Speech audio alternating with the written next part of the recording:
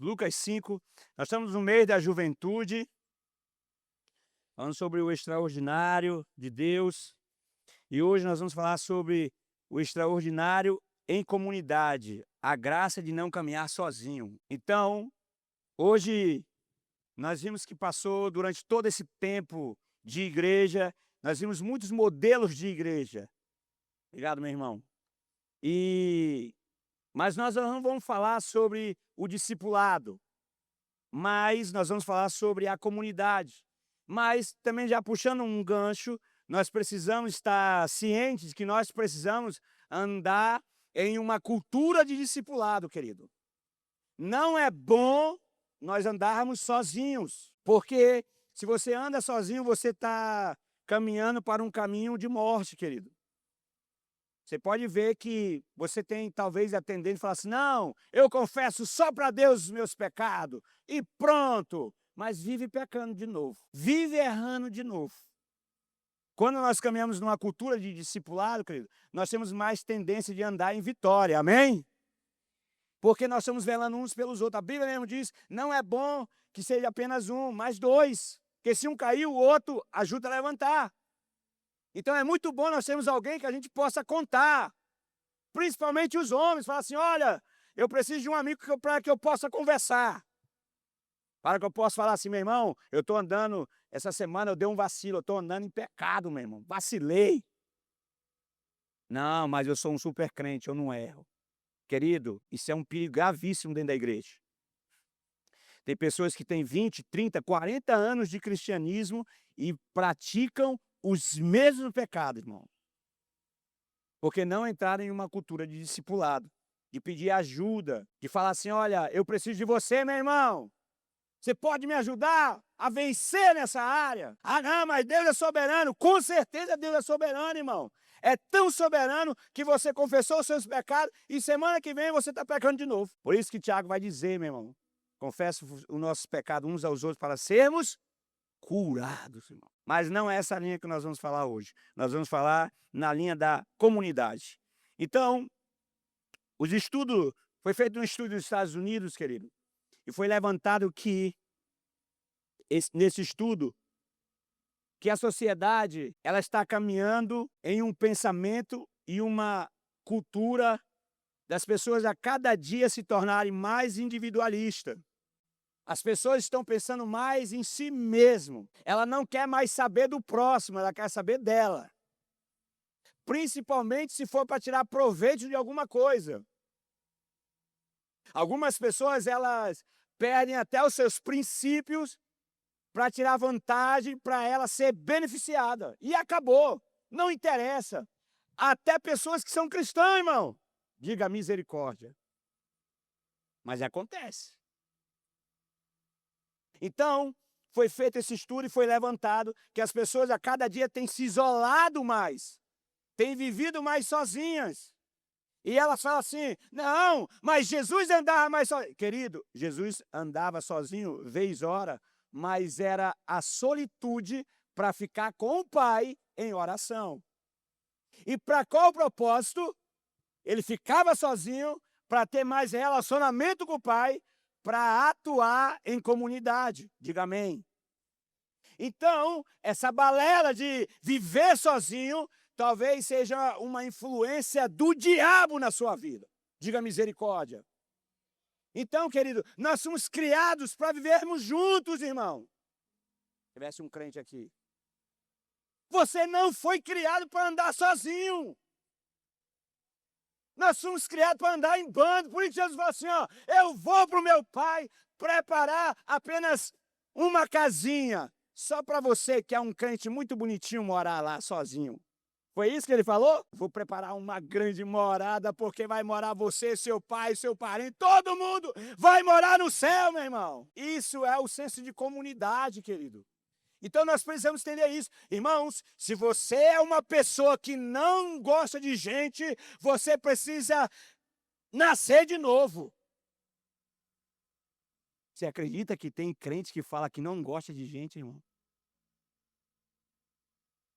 Ainda bem que nessa igreja não existe essa pessoa. Mas se tem alguém que fala que conhece a Jesus, que ama o Senhor e não gosta de pessoa, essa pessoa não nasceu de novo. Porque quando nós olhamos para o maior exemplo, chamado Jesus, em todo tempo Jesus estava em comunidade, irmão. Jesus estava no meio da multidão ensinando, Jesus estava no meio da multidão discipulando, curando as pessoas.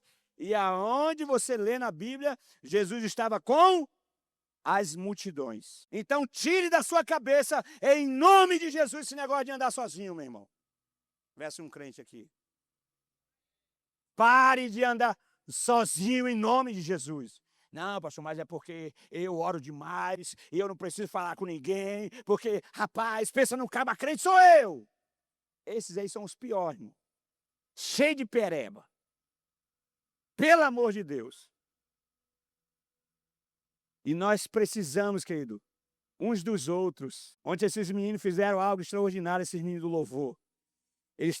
Eu falei para eles que eles andaram a 2ª milha. Trabalharam os bichinhos, irmão, vão condenados. Falei, meu Deus, Jesus. Eu queria ser crente igual esses meninos. E eles se uniram, irmão, e foram para lá, e foram para cá. Foram acabar quase 11 horas da noite carregando caixa. Eu falei, meu Deus, eu não tenho mais esse pique, não. Olha que eu sou muito novo ainda, sou jovem.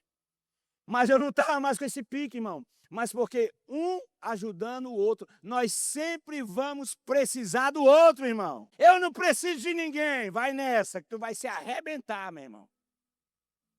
Sabe quem tinha esse espírito? Satanás, meu irmão. Não preciso de ninguém. E ainda mais, sou mais do que Deus. Nós somos criados, irmão, para depender uns dos outros. Esposo! Você precisa da sua mulher. Dá um glória a Deus aí, irmã. Até para achar uma meia. O marido, até para achar a meia, tem que chamar a mulher, porque é uma missão impossível, irmão. Mulheres! Vocês precisam dos seus homens. Nós vamos ter esse senso, amados, de precisar uns dos outros. Isso é viver em comunidade. Então, em cima disso, nós vamos ver o que é o extraordinário. Primeiro, a vulnerabilidade nos conecta, querido. Vamos ler aqui Lucas 5,17. A cura de um paralítico. Diz assim, ora, aconteceu que num daqueles dias estava ensinando e achava-se ali assentados fariseus e mestres da lei, vindo de todas as aldeias da Galileia, da Judéia e de Jerusalém. E o poder do Senhor estava com ele para curar. Vieram então uns homens trazendo em um leito um paralítico e procuravam introduzi-lo e pô-lo diante de Jesus. E, não achando por onde introduzi-lo, por causa da multidão, aonde Jesus está tem multidão, irmão. E você aí dizendo que não gosta de gente. Aonde Jesus estava tinha muita gente, irmão. Subindo ao eirado, o desceram no leito, por entre os ladrilhos, para o meio, diante de Jesus. Verso 20. Vendo-lhes a fé, Jesus disse ao paralítico, homem, estão perdoados os seus pecados. Então aqui nós vemos uma história, querido, de um homem paralítico que não dependia de ninguém, fazia suas compras sozinho, irmão, sozinho. Ia para o mercado, ia para a farmácia, paralítico, fazia tudo sozinho. Assim somos nós, irmão. Às vezes nós estamos pior do que esse paralítico, porque nós estamos doentes, mas queremos fazer as coisas sozinhos. Esse paralítico, a Bíblia diz que existiu alguns homens que o ajudaram a ir até Jesus. E o primeiro ponto que eu quero falar com você essa noite é sobre isso. A vulnerabilidade nos conecta, querido. A vulnerabilidade às vezes, querido, não é sinônimo de fraqueza não, tá? Eu não vou falar dos meus erros para as pessoas porque vão pensar que eu sou fraco. E eu não posso mostrar as minhas fraquezas. Ainda mais eu. 20 anos caminhando com Cristo. Ainda mais eu que sou pastor, jamais vou falar das minhas fraquezas. Só que aqui nesse texto nós percebemos algo interessante, querido. Que esse paralítico, por causa da sua dificuldade, ele foi conectado com outras pessoas. Então, muitas das vezes, as nossas vulnerabilidades vai nos conectar com pessoas, não para denegrir a nossa imagem, mas para nos trazer cura em nome de Jesus. Então, nós precisamos aprender isso, irmãos. Para de ser cabeça dura e falar assim, eu não vou abrir a minha vida para ninguém. Eu vou ficar com esse pecado de estimação. Pastor Ebeúbe, ele diz uma frase interessante. É melhor confessar tentação do que confessar pecado. Porque quando você confessa que está sendo tentado, o irmão, a irmã ora com você e você vence naquela área. Mas muitas das vezes, quando você deixa o pecado acontecer, talvez você não consegue nem permanecer na igreja, mas sai, se afasta e muitas das vezes nem voltam mais.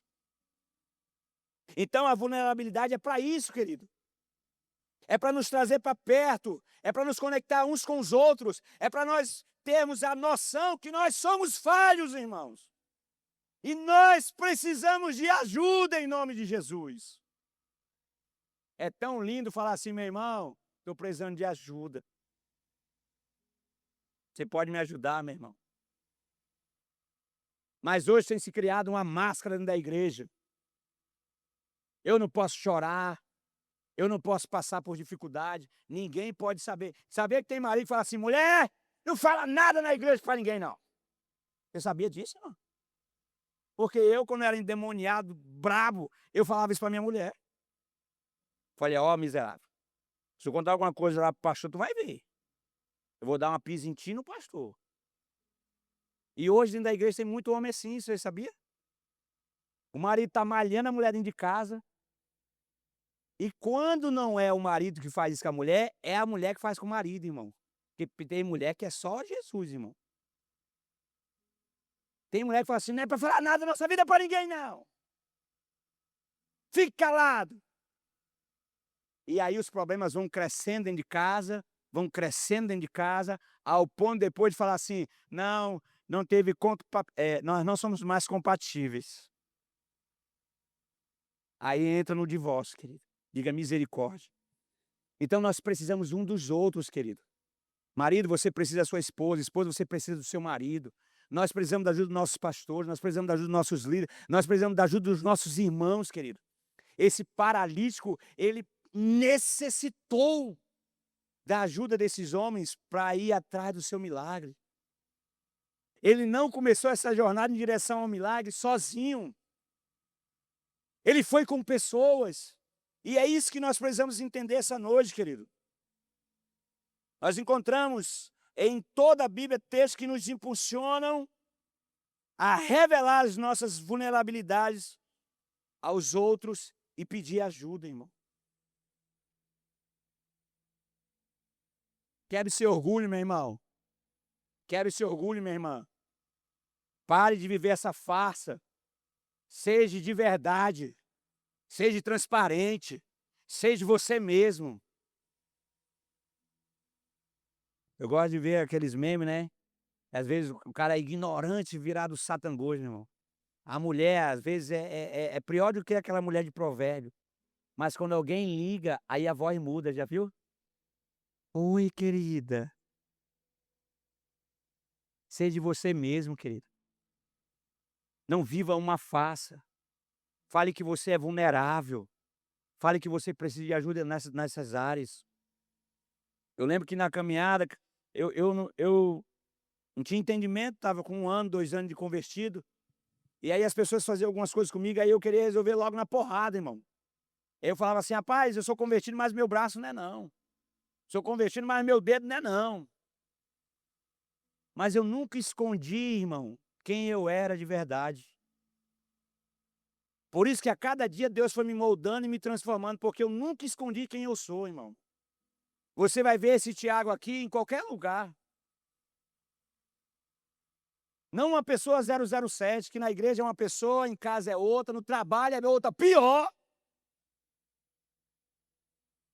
com medo de mostrar a sua vulnerabilidade. E esse paralítico falou assim: ó, eu necessito de ajuda.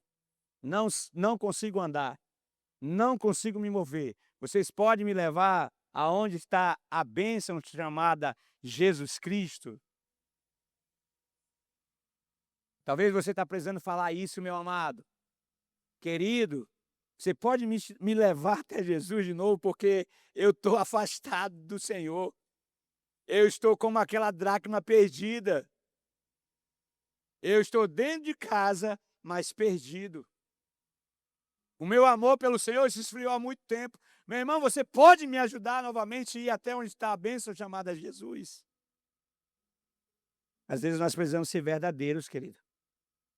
Esse dia eu tomei café, até compartilhei com os irmãos, tomei café com um irmão tão abençoado. E aí esse irmão falou umas palavras tão poderosas para mim, querido. Tão poderosa. Só que parece assim que eu não queria demonstrar minha vulnerabilidade. E ele falou palavras tão profundas, irmão, que eu fiquei em choque. Aí, pela tarde, eu peguei a bicicleta e fui dar uma volta. E na mesma hora o Espírito Santo foi falando comigo: você lembra das palavras daquele irmão no café da manhã? E eu compartilhei com os irmãos no PGM que eu saí daqui da Uni e fui até a Serra, chorando, lembrando da palavra daquele irmão que tinha me falado. Um irmão muito mais novo do que eu na fé, querido. Um irmão com menos entendimento na palavra do que eu, mas aquele irmão me encharcou da presença de Deus, porque naquela hora eu estava vulnerável, querido.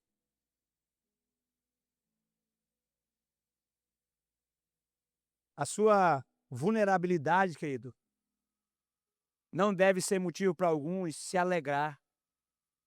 Não se preocupe com aqueles que se alegram com isso, querido. Não fique com medo de se expor pelo que as pessoas vão achar de você. As pessoas vão lhe julgar de um jeito ou de outro. Se você fizer ou não fizer, você vai ser julgado. Jesus chamaria ele de endemoniado, o príncipe dos Beelzebul, irmão. Imagine você. Vão te chamar de quê? Mas nós precisamos, querido, sair dessa bolha e falar assim: ó, eu sou essa pessoa. Eu estou precisando de ajuda. Alguém pode me ajudar? Alguém pode me ajudar nessa área? E Tiago 5,16 vai dizer assim, querido: confesse os seus pecados e ore uns pelos outros para serem curados. Confesse, fale que você precisa de alguém, querido. Segundo ponto, o extraordinário em comunidade, querido, nos leva além das barreiras. No verso 19, olha o que diz: e não achando por onde introduzi-lo, por causa da multidão. Olha a barreira, querido. Querido, quando a Bíblia fala multidão, é multidão, tá? A Bíblia, quando ela fala assim, certas coisas, aquilo ali é uma realidade, não é só uma história que está aumentando, não. Então, isso aqui não é uma multidão comparado com o que a Bíblia diz, mano. Que nós devemos ter umas 200 pessoas. Mas a multidão da Bíblia era uma multidão, irmão. E talvez se fosse eu, o Tiago, só de olhar... Irmão, eu não sei se você é assim, mas eu, só de olhar uma fila, eu já desisto de fazer as coisas, irmão. Quem é assim também? Você vai comprar alguma coisa, viu uma fila, você já... Oh, vou-me embora, meu irmão. Fila! Ai, meu Deus do céu, tem um pavor. Brasileiro ama fila, irmão. Se você falar, faz uma fila aqui, a primeira coisa que acontece é uma fila imediatamente. E quando aqueles irmãos chegam com aquele paralítico e vê aquela multidão, cara, talvez se fosse eu falando assim: irmão, ó, não vai dar não hoje, ó. Você tá doido? Tem muita gente aí, irmão. Vamos deixar o teu milagre para segunda-feira? Vamos marcar uma agenda com Jesus? A gente volta segunda que vem, porque tem gente mais aqui, meu irmão. Mas esses homens estavam com um pensamento de comunidade, que ele falou: não, querido, nós estamos juntos. E juntos nós vamos viver esse milagre, aleluia. Eles não desistiram, querido. Você já viu que tem pessoas que na primeira barreira que encontra, ela fala assim, ó, não dá para mim. Nós vemos isso no PGM. Nós oramos, meu Deus, levanta um líder de PGM. Aí Deus levanta. Aí nós passamos um PGM para o líder. No primeiro problema que esse líder tem, o que ele faz? Não dá para mim mais, pastor. É muito problema cuidar de um PGM. Para mim não vai dar. Primeiro que as pessoas, ninguém quer ir para PGM. Só vai só para comer. E no dia que não tem lanche ainda reclama. Mas são pessoas, querido, que não sabem o senso de comunidade. O extraordinário de Deus está nisso, enfrentar e ir além das barreiras. E esses homens olharam para isso e falaram assim, não, essa multidão não vai nos parar. Nós vamos viver o milagre hoje. Nós estamos juntos. Nós juntos vamos vencer. Nós tivemos um líder aqui nessa igreja há pouco tempo. Ele bem grandão, cabeludo. Aparecido. E ele nos ensinou a viver em comunidade, querido. Sabe por que eu falo isso? Porque se ele não tivesse nos ensinado, os 4 meses que essa igreja ficou sem pastor, ela teria se acabado. Então, o senso de comunidade, ela vai muito além, querido. Ela vai falar assim, ó, eu não concordo contigo não, querido, tu é flamenguista. Maranhão é flamenguista, detesto. Mas é meu irmão. Sou São Paulino, o melhor time do Brasil.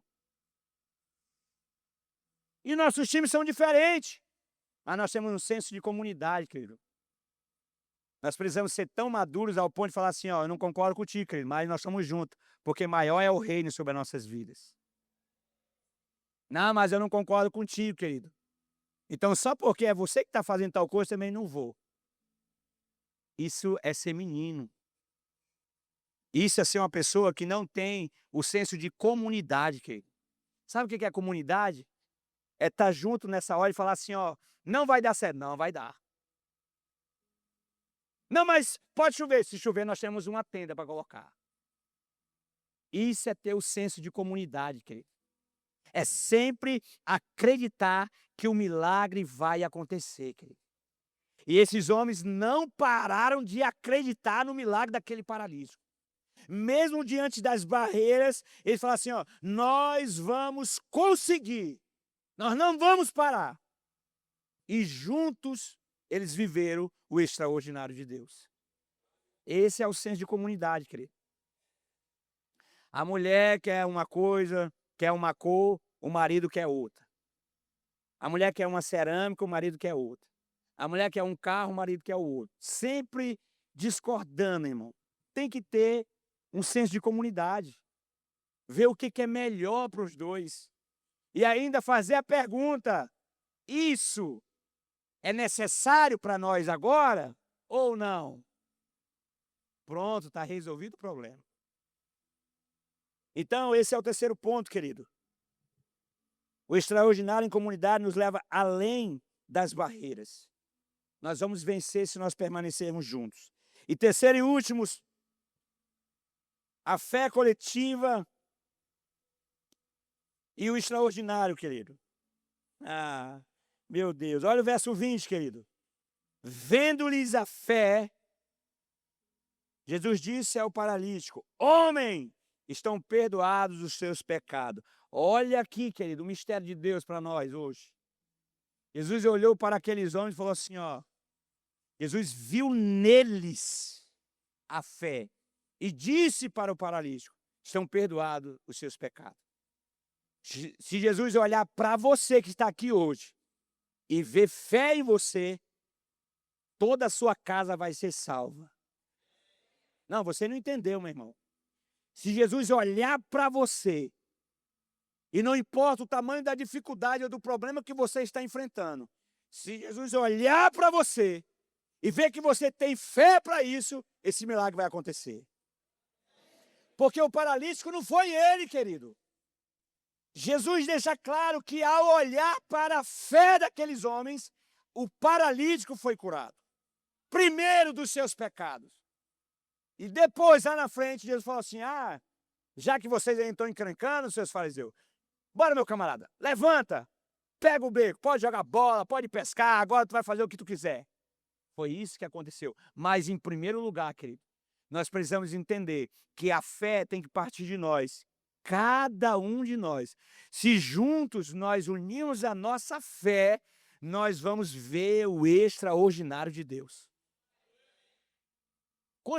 Quantos creem que nós vamos ganhar muitas almas para Jesus ainda esse ano? Quantos têm fé para isso?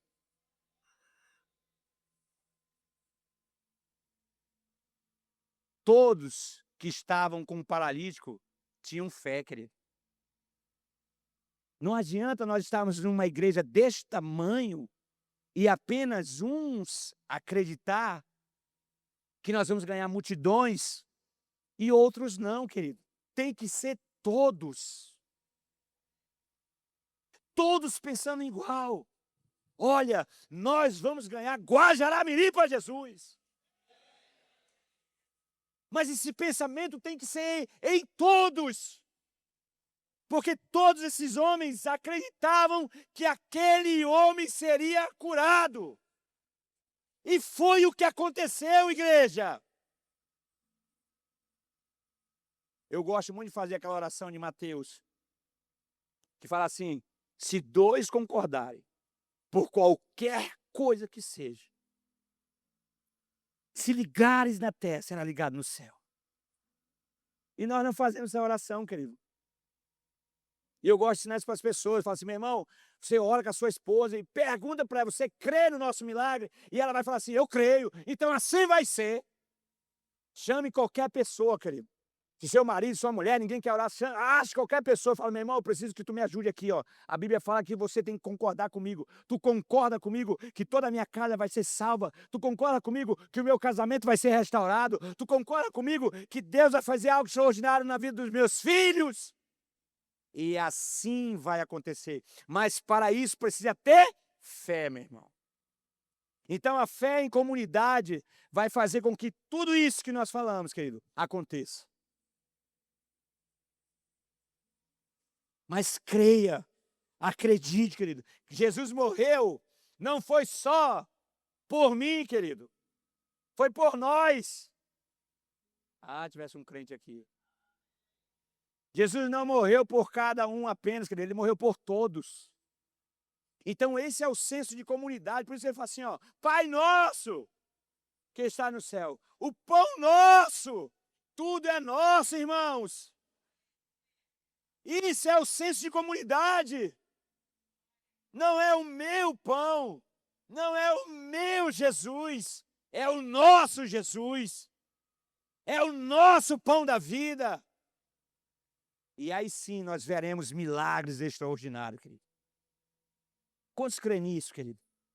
Então creia, se mova em fé, acredite nisso. E outra, irmãos, nós precisamos sair porque o extraordinário não é vivido apenas sozinho, irmãos. Olha que frase interessante, querido.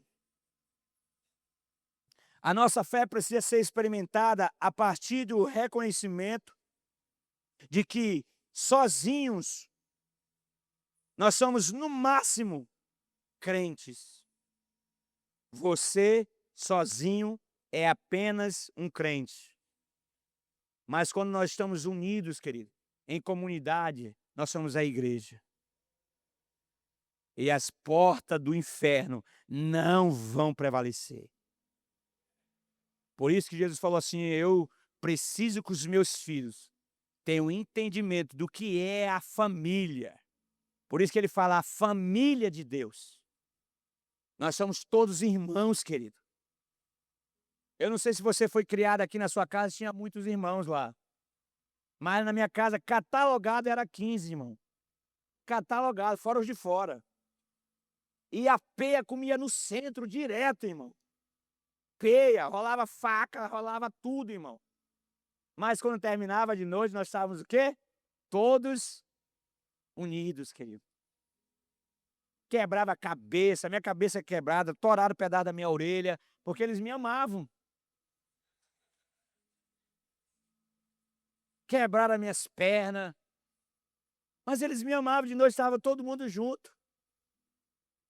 Isso é o senso de família, querido. Nós vamos discordar, mas nós precisamos colocar como soberania a comunidade, querido.